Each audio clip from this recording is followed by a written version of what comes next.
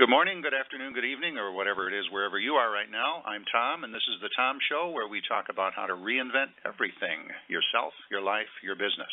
I love talking about business, and in particular, businesses that are unique, that do things in unique ways. And I think that describes a company called Legendary Escapes in Brighton, Michigan, which designs and builds super unique, super custom, and super cool swimming pools.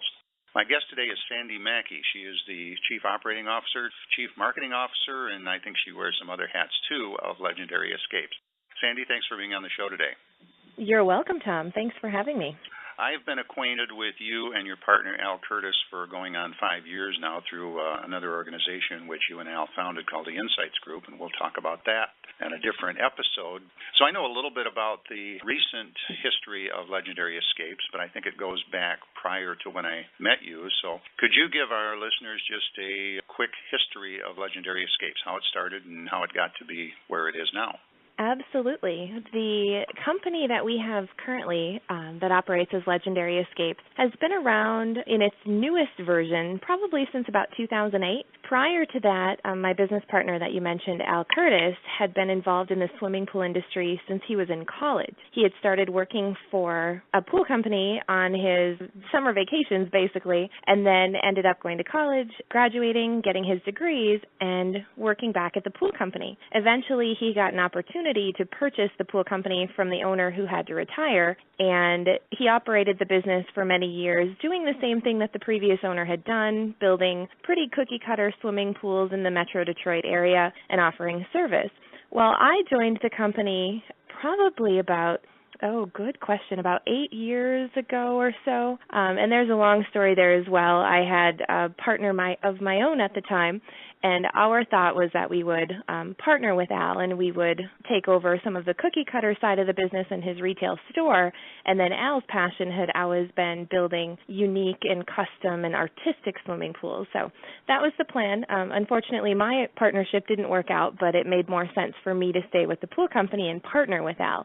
So that brings us up to today, where we are the managing partners of the Legendary Escapes company that has really gotten into a creative niche, building and designing, like you said, custom and super fantastic swimming pools. Okay, so Al is an artist. I know that, an artist in many regards, not just with paint or anything like that, although he paints and draws and so forth, and he also is an artist in concrete, which is what he does with the swimming pool aspect of things. He builds some really cool things. And what is your website? The website for the company is legendaryescapes.com, and you can absolutely view a lot of amazing photographs and videos and really get a feel for the style of art that we create in people's backyards. And yes, there is a lot of concrete. What has been your single biggest challenge in this business, and how did you deal with it? What are some of the ups and downs of this business?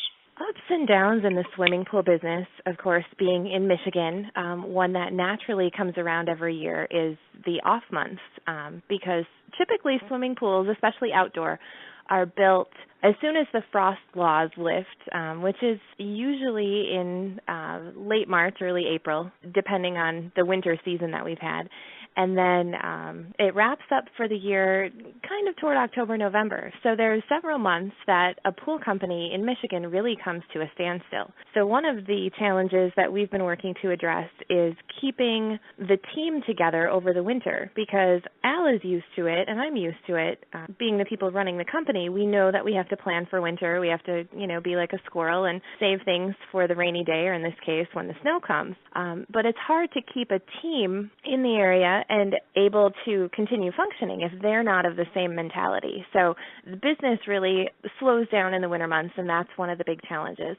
One of the other challenges that we faced, and we really looked at addressing it this year, is the types of projects that we build take a unique taste. It's a homeowner who's looking for something really special. And one of our big challenges was figuring out how to convey that to people. How could people who want a swimming pool find us and know that this option is available? Because there's plenty of companies in the area that build beautiful swimming pools. There's, people who are custom designers, and they use nice materials, and they make pools look really, really nice. Well, we bring the swimming pool experience to a new level and to this artistic level. So one of our major challenges was figuring out how to get in front of the people who would be looking to hire us and who would really appreciate that art instead of just a really nice swimming pool. So you've had, I'm sure like all businesses, you've had some peaks and valleys in the business, and I know you've changed a lot. I know one of the things that we've talked about is that the size of the projects that you do has increased quite dramatically in the last few years, and you're doing projects of a size that perhaps several years ago you really didn't imagine doing. How did that come about? Wow, that's a great question. The projects have increased in size, and if we looked at, number one, scope of the project, and then number two, the amount of money that people are investing in their projects, those have both increased just exponentially from, if I put a bookmark about 5 years ago, they're just in a completely different category. The way that came about, I think, is really thanks to thinking bigger. And if anybody follows Wallace Wattles, when you come up with the thing that gets you excited, makes you happy, your art, the thing that you have to share with the world, when you start thinking about that in a certain way, then it begins to create itself. So I know 5 years ago, 10 years ago, 15 years ago, I know that Al has always thought about creating this type of swimming pool and this type of art, really custom and creative. And it's not just a swimming pool, it's a backyard entertaining space. And he's been thinking that for a very long time. Well, then when he and I got together, we started brainstorming about this and creating things in a new way. And I think it really came to a defining moment when we were involved in the other organization that you mentioned, the Insights Group, which was a small business think tank, mastermind group, and incubator. And the reason that we had started that was because Al's been a small business owner for a really long time. And he was having questions and wondering how to grow the business and address certain things. And there wasn't necessarily anywhere that he could turn for that guidance and support. So we started the Insights Group with the premise of bringing people together to help them in just that way. Well, during that time, we really took a look at the swimming pool company, and the conversation that we had was, we don't want to continue doing things the way that we've always done them. This idea of building these really custom and fantastic swimming pools is what we'd like to do. What do we have to change to make that happen? So not only was he thinking it all along, but then we got together and we really defined that as the direction that we'd like to go. And we didn't have a map and we had no idea how it would work. We just made the decision that this is the direction that we have to start moving in. And it's almost like all the pieces started falling into place. And if anybody follows Wallace Wattles, like I mentioned, we started thinking in a certain way, and it really started to manifest itself. Was there ever a point in this process where you considered getting out of this business for whatever reasons? I think there was, especially at the time that we were having this conversation. It could have gone one of two ways. We could have had the conversation and said, we don't want to keep doing things the way that we've always done. Let's go do something else entirely, which was one option. And then the other option was, what are the parts of this that we really love and what would we like to focus on? And is that the better choice? So there was, and, I say these discussions, they were probably happening over 6 months to a year, probably more in the winter than in the summer, because in the summer you tend to get too busy to really think about it. But yeah, there was definitely some time, I think, for both of us, being the partners in the business, that we really evaluated, is this the direction that we wanted to go, and was staying in the pool industry really going to be the thing to do? Now, you have another brand, in addition to Legendary Escapes, you have another brand called Ask the Pool Guy, and that's a pretty interesting thing. You've got some really fascinating artwork that is the visual aspect of that brand. How did that brand come about? That brand came about to address part of the challenge that we have with the slowdown in Michigan in the winter months. We had started trying to figure out a way to segment the company. We actually have the building of the artistic and creative custom swimming pools, and then we do run a service company as well. So part of the process of thinking about addressing the slowdown that we have in the winter is, what could we do for the industry in general? And we're talking the industry in the United States, but there is also a worldwide swimming pool industry. What could we do to begin to participate more outside of our little regional area? How could we get more national, and how could we participate with the industry as a whole? Well, we decided that Al's been in the swimming pool business, like I said, since he was in college. So he's got a lot of pool guy knowledge. And when we looked around online, there wasn't any one person acting as a spokesperson for the industry or even a resource for homeowners or other pool professionals to go to for questions. Al gets calls every day of the week from pool builders that we work with or we're close to who are building, and they're wondering, Al's been in it probably a lot longer than they have in some cases.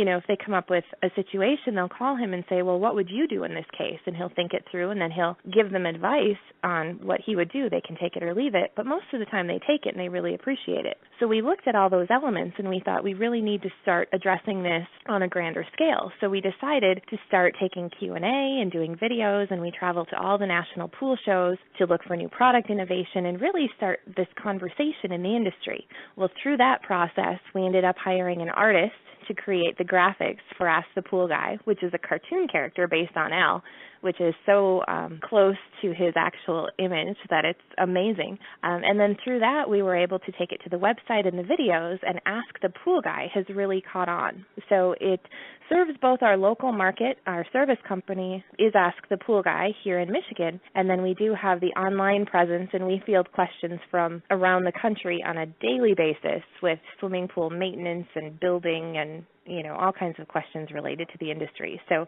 it's really a brand that people have embraced, and it's only going to get bigger from here.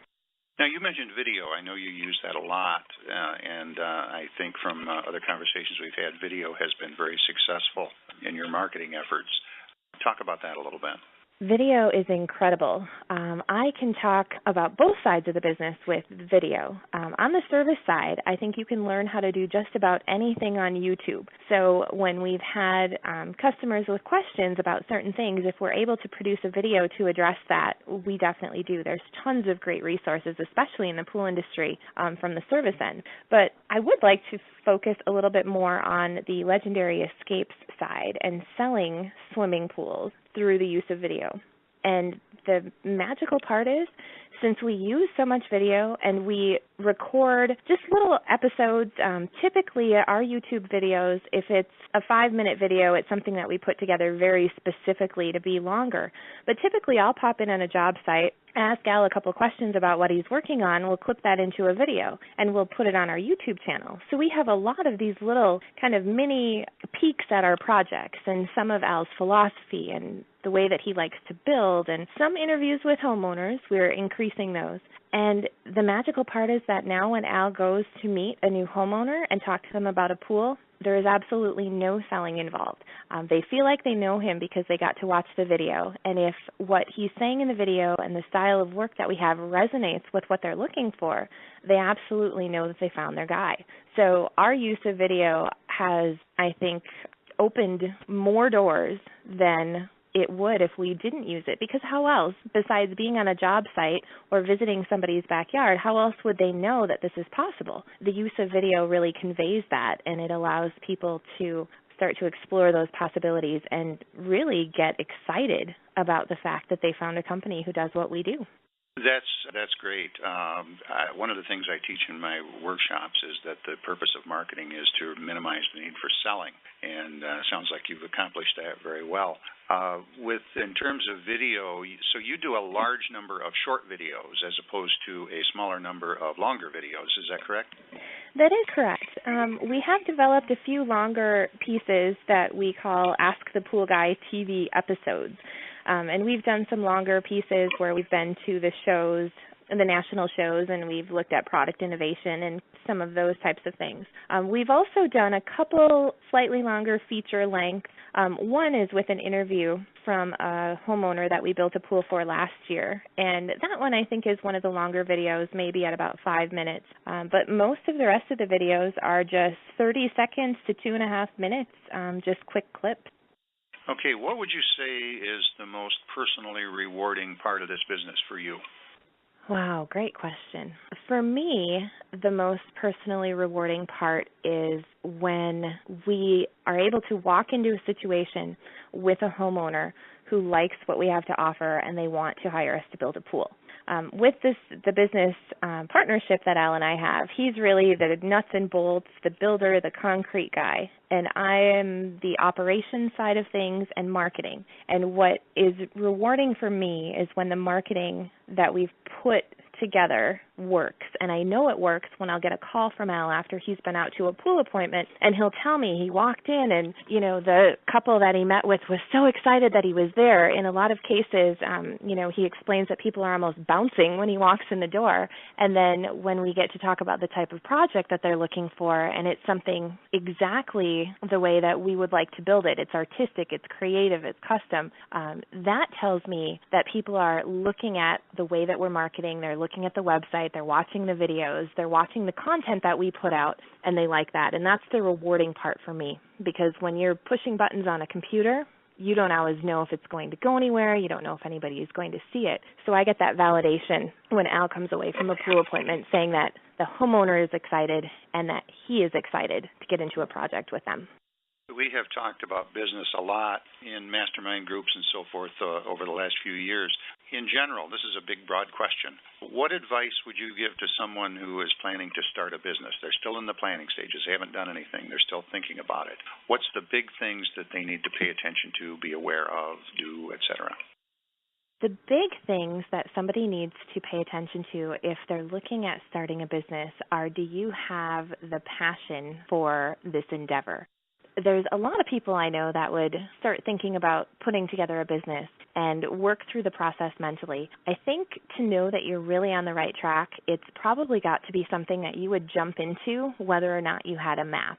And even a mature business, I would call our business a mature business. It's been around for a decade, so it's been around for a very long time. And because we do have the cycle of the ups and downs in the winter and then in the summer, it's almost like we feel like we're starting over every single year, because the phones really get quiet over the winter, and then every spring we have to think about ramping up.